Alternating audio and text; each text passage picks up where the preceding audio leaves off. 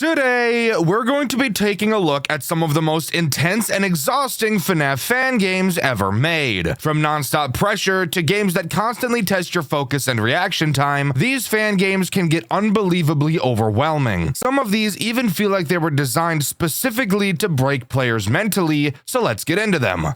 Uniqueness in FNAF games, something that isn't the most common thing in the world. I'm sure as FNAF players, we can all agree that something interesting that we've never seen before coming around is something we don't see all too often. But you better believe we suck it up whenever we get the chance to sink our big meaty claws into it. The game we'll be talking about today is a bit older. Being created 5 years ago, I'm honestly surprised I had never heard of it before, as it truly is one of the most unique FNAF fan games I've ever talked about on this channel, with a unique art style, interesting yet incredibly confusing story, and a mixture of a bunch of different game styles and mechanics. Join me today as we dive into the intricately crafted world of the Freddy Files. The Freddy Files is actually broken up into chapters instead of nights, and from the sounds of it, I'm pretty sure that each chapter of the game is 1 hour of the one night that takes place during this game. Upon starting the game, we're greeted to an opening cutscene. Our character is on the phone with 911, saying that while working, the door to the building closed and locked itself so he can't get out. The dispatcher said the police are on their way, but it will take several hours for them to get there, which, by the way, is bullshit. This restaurant is presumably in a city, or at least a town, so how is it going to take the police hours to get there? Regardless, we still have to finish our shift anyways, so we figure it's not a big deal. The dispatcher makes a point to us to not enter any unauthorized areas, which I personally find weird. And with that, we're spat into the first chapter where we're greeted with some exposition. Fazbear Entertainment started their first business with Fredbear's Family Diner, a successful business that took over the market for 5 years. However, a few months later, a child was known to be murdered by the mascot, Fredbear. Later, 4 other children went missing during the incident as well. The police searched the entire establishment for any signs of the children, but to no avail. The co-worker of the diner did not negotiate either. The case was then closed after a second failed search, April 26th, 1983. And with that, we're ready to begin the chapter. And this is where you'll notice this game is not your typical FNAF game, which is exactly why I wanted to cover it. This game, while yes, has a survival system like Five Nights at Freddy's, it's more of a top-down free roam than anything else. Whoa, what the fuck? Whoa. The point of this first chapter is to unlock a door that we're not supposed to unlock. It's an unauthorized area, so I have no idea why we're doing this despite the dispatcher literally just telling us not to. This chapter serves as an escape room, which I actually really like. And of course, there are some threats that are trying to stop us from completing it. So let's talk about those two guys first. The first threat introduced in this chapter is Golden Freddy. His mechanic is very simple. As you can see, we are equipped with a flashlight and a fear meter. If our flashlight is off, our fear meter will slowly increase. With the light on, the fear will go back down. So keeping this light on is obviously something we're going to want to do. Golden Freddy directly counters that. He's a ghost character that moves through walls, and he's very fast. If you ever see Golden Freddy near you, you need to shut off your flashlight and make sure he doesn't run into you by dodging out of the way. If he touches you, you're obviously dead. Something I do want to note that I don't really like about this section, and Golden Freddy specifically, there is a lot of reading in this game, mainly in the form of just interacting with things. And Golden Freddy will still be active while you're reading something, and you can't turn your flashlight on or off while you have a dialogue box up. So be prepared to die very frequently because of poor timings like this. What on earth? It's a key. Whatever hiding in here doesn't open the door. But fuck, dude! Can't do that while I'm fucking reading. The second threat introduced here is Shadow Freddy. I'm Shadow Freddy, I'm so awesome and black. I'm black. I got white eyes, I'm black, I'm Shadow Freddy.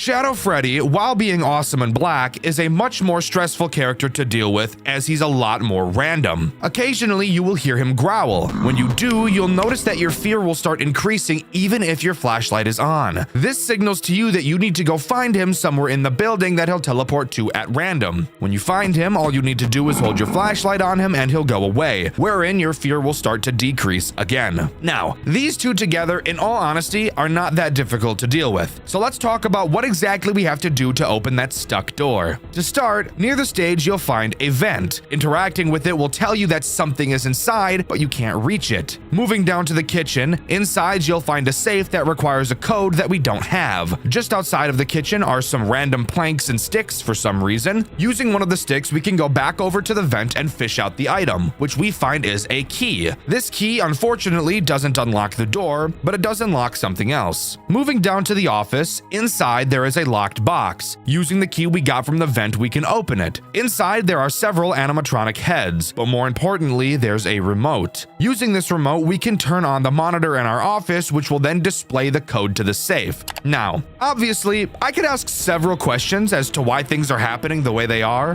Why was there wood on the floor? Why was there a key in a vent? Why was the remote to the TV locked in a box? Why does the TV just have the code to a safe? But this is clearly just a puzzle escape room game, so weird shit like this is just kind of par for the course. Continuing, now knowing the code, we input it into the safe and get a hammer. Using this hammer, we figure we can break the locked door down, so we head over to do exactly that. And that's when we're thrown into a much more FNAF feeling minigame. During this minigame, we obviously have to break down the door. However, Golden Freddy will be attacking us the entire time. While we pound on the door, he will slowly approach us from behind to beat on our bottom. Occasionally, we'll have to turn around and hold our flashlight on him to make him back up into the darkness. I personally found that pounding on the door 15 times is the most you can do to stay safe without Golden Freddy golden showering you. Do this enough times and the door will open, and we see the following cutscene.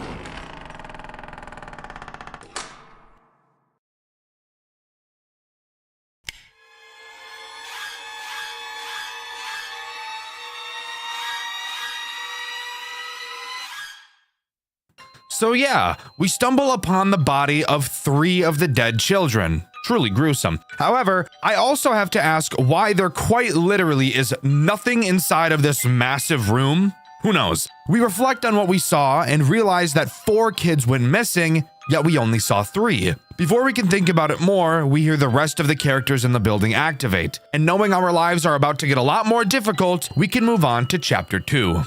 Guys, I've got some great news for you. After a long time of waiting, the Skaggs plushie is finally live. I've been working with Makeshift to make the perfect Skaggs plushie possible, and I think he's turned out perfect. We obviously talk a lot about 5 Nights at Freddy's on this channel, so I figured it'd be great to make him in the exact style as the FNAF plushies, which means he'll easily be able to sit on your desk or shelf without falling over. You guys made this possible. I could have never done this without you. To everyone who supported the petition a few months back, thank you guys so much. But you guys have to be fast, as Skaggs is only around for a limited time. Once this campaign is over, he'll be gone forever, so you really don't want to miss out. This is hands down the coolest thing that has ever happened to me as a YouTuber, and I never thought 2 years ago when I started this channel that it would get me this far in life. Thank you guys so much. I really appreciate every single one of you. You guys have made my dreams come true, and this is one small way I can celebrate that. So go get yourself a Skaggs plushie before time runs out. He's the perfect gift for anyone who likes stuffed animals, and I guarantee if you put this guy in your bed, the Huzz are gonna flock to you like birds. So that's always a plus too. Thank you guys so much for all the support, and thank you to Makeshift for making this plushie with me and putting up with my constant tweaks to make sure that Skaggs is as perfect as he is. Sorry for interrupting. Let's get back to the video. Chapter 2 moves much more into a typical FNAF game. When we load in, we find ourselves in an office. We know from the last chapter that all of the characters have activated, so now we have to hunker down and defend ourselves. So let's go over the tools at our disposal. To start, if we turn around, we'll find our cameras. They're just cameras. Nothing crazy to talk about here. Turning back in front of us is where things start to matter. To start, you'll notice on the left and right doors we'll be able to set off an alarm system. When you use these alarms, your computer's RAM will increase. Now, unlike actual computer RAM, once you stop using the alarm, the RAM usage will not go back down, which again doesn't make any sense because that's not how RAM works, but whatever. What you have to do is manually delete the RAM by holding the delete RAM button on your monitor. That doesn't really make sense, but it's clear the dev isn't very tech savvy, but that's okay. Also on our monitor are two more alarms, Alarm 15 and Alarm 24. We're not going to worry about Alarm 24 right now. Alarm 15 is an alarm that plays directly in front of you. The phone guide describes this area of the building as outside, so I'm imagining it's literally a window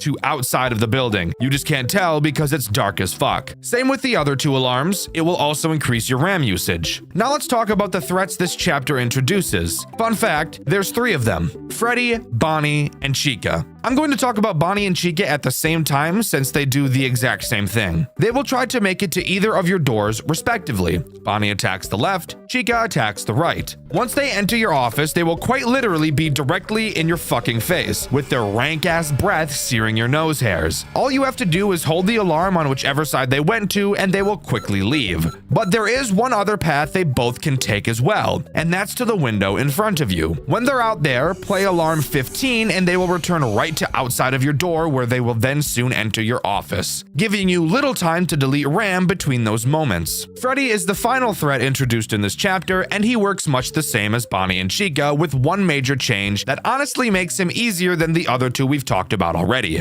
When he enters your office, he'll stand directly in front of you, so you can actually play the alarm on either side and he will leave. The only other change he has from Bonnie and Chica is that you have to play the alarm on him for a lot longer. Just like them, he can also go to the window, but the same rules apply to him. Chapter 2 is really just an introduction night, and despite the fact that you can see Foxy on stage, he never activates, which really means you never have to check the cameras throughout this entire chapter. And on top of that, since Foxy didn't activate and we never used Alarm 24, something tells me that Chapter 3 will also be taking place in this office, so let's move on to that. So, turns out we're actually not on to Chapter 3 quite yet. If you remember at the start of Chapter 2, we saw 12 a.m. Well, at the beginning of this next section, we see 1 a.m., which would mean we're still currently in Chapter 2. This hour is back to the top-down gameplay we saw in Chapter 1. This time around, we see our character get absolutely fucking bodied by some random guy. Oh my god, oh dear lord. Oh, he's dead. Oh, he's dead as fuck. He's dead as disco, bro. Dead as shit. He's Dunyan rings. In the note we get on this night, he says he kidnapped us to play a game, and we'll be playing with some minions. Fantastic. The gameplay of this night has us unlocking a door, which takes forever. Seriously, look at this. Oh my god. Really? So yeah.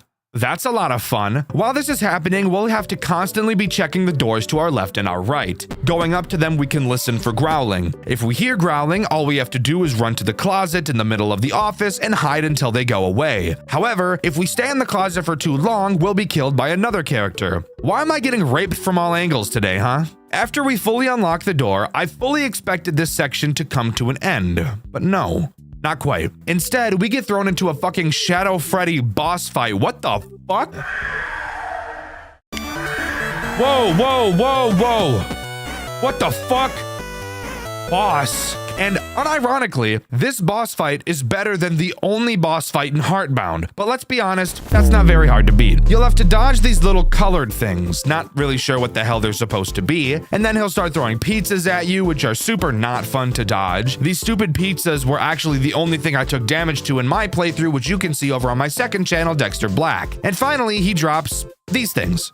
I don't know what they are. At first I thought olives, but then I thought about it and that doesn't make any sense. Comment down below if you know what these things are. But after you complete the fight, you'll find the body of the child who supposedly possessed Freddy, and he bleeds on the floor, which would imply to me that the kid was alive and we just killed the fucking child. If that's the case, does that mean we're clinically insane? Maybe so. We learned that we were never allowed to tell the police about the missing kids because he brought us here? Or something. I'm not totally sure why we can't tell the police. My only guess is something along the lines of it'll look like we killed them all. I'm not really sure at the moment, but I'm sure we'll learn plenty more. For now, let's continue. Now we move on to the next section of this game. We're still in chapter 2, except now it's 1:30 a.m. That's right, we're really splitting this game up into as many pieces as we can, and I'm all for it. Unfortunately, there's literally nothing interesting for me to talk about during this section. We're back in the office area, except literally nothing has changed since the first time we played this. Freddy, Bonnie, and Chica move slightly faster, but nothing new is actually introduced. So let's move on to 2 a.m. 2 a.m. actually marks the beginning of chapter 3, which means we have something interesting to talk about. We learn that the building got shut down due to it being disgusting as fuck. Food all over the floor, little kid throw up down the backs of the robots, all the nasty shit. During this section, we play as a temporary janitor, so I guess we just have all the fucking jobs now, huh? Something you'll notice about this night as we talk about it is that even though, yes, we are a janitor, literally no cleaning happens whatsoever. Instead, all we do is fix a fucking elevator. As that would suggest, this section of the game takes place in an elevator. Our goal is to get to floor 5, but in order to do that, we first have to connect each floor to like a mainframe or something. I have no fucking idea, just roll with it. All this section consists of is basically looking at this fucking screen until this bar makes it to this square. Once it does, press the green button on the elevator to move to the next floor. Of course, it's not just that, as there is a threat trying to eat our butts the entire time. That threat being Withered Bonnie. I'm not going to dive into the possible reason as to why we see normal Bonnie during the next sections and Withered Bonnie now. Maybe we're not playing as the same character, maybe this section takes place during a different time, or fuck it, maybe Bonnie just took his fucking face off. Who really cares? While you're connecting the elevator, Bonnie will slowly get closer and closer to you. Once he gets too close, all you have to do is close the elevator door until you hear him back off. Then go back to doing what you were doing. While the door is closed, it will drain power, but considering you only have to close the door on Bonnie for like 4 seconds, there is literally no way you're running out of power during this section. After reaching floor 5, we get a cutscene. Our character walks past an assembly line and finds the puppet's gift box. On it, we find a note that tells us to meet in the alley of Fredbear's Family Diner, signed by the puppet herself. What the fuck is going on? Why did the puppet leave this note here? Why did she know that we were going to be here? And why not just meet me to talk to me at this place since you already know I would be here? Who knows? But I'm sure we'll find out as we continue. Speaking of, let's do that. Here we are, back into the office section of the game, where this time Foxy is actually finally activated. Really should have happened last night, but we'll roll with it. Let's talk about what he does, as even though he is super basic, he's still the most interesting of the characters so far. Foxy can attack both your left and right door, much like Freddy, except Foxy actually takes advantage and turns it into an actual mechanic, unlike Freddy. Foxy too can appear at your window, except the main difference with him is that we're told he can only hear the frequency of alarm 24. So finally, we have a use for this alarm. It works in the exact same way as alarm 15 and will just send him back. The real difference with Foxy is how he attacks your door. Unlike every other character, he won't ever enter your office, so he finally gives our camera a use after 2 nights of never needing to turn around. You'll have to watch the cameras next to your office to tell which side Foxy is going to attack. When you see him enter either one of these cameras, you'll have to use the alarm on that side of the office and he'll leave. However, you may have noticed something weird when I explained that, and I'm thinking the same thing. The alarm that plays when you use it on the doors is the exact same alarm as alarm 15, yet it scares away Foxy. But the phone guy told us that Foxy can't hear alarm 15, so like, what the fuck is even going on? This makes no sense whatsoever. Just wanted to point out that little inconsistency. There's nothing else to talk about on this night, so we can move on to the next chapter. Chapter 4 puts us back into the top-down 8-bit minigame style, something I was pretty excited to see. This section acts kind of like a puzzle section, and I say kind of because there's also quite a bit that isn't puzzles. To start, all we have to do is push 2 levers, getting scared as fuck by a shadow at the same time. Maybe I can open this. Oh no, that opened up this side, okay. Oh my god!